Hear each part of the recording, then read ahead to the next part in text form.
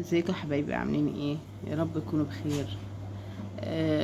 زي ما انتم شايفين كده، كارلا آه قاعدة مكتئبة طبعا. احنا عارفين ليه، لان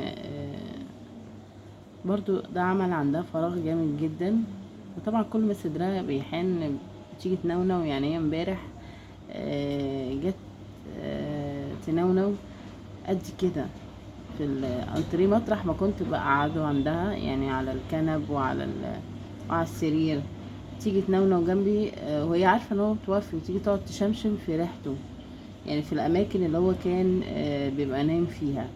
بتيجي تشمشم عليه كده وتنونو. كارلا، ايه يا روحي؟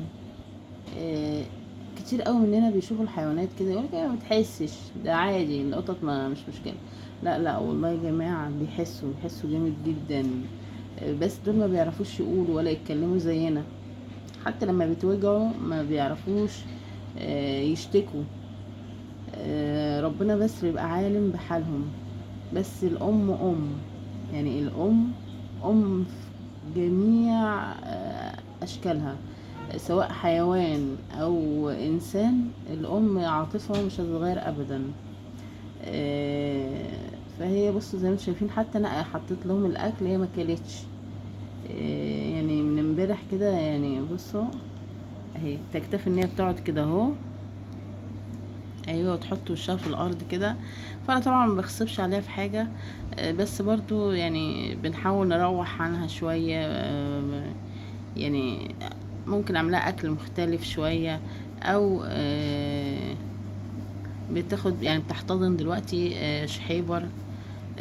مع ان شحيبر نفسه مكتئب. انا مش عايزه اقول لكم اكتر من كده، ان شحيبر نفسه كمان مكتئب قوي، لانه كان بيلعب معاه قوي، يعني كان بيحبه وبيلعب معاه. وقلنا خلاص ربنا كرمنا وفرجها عليه كده وجاب له اخ.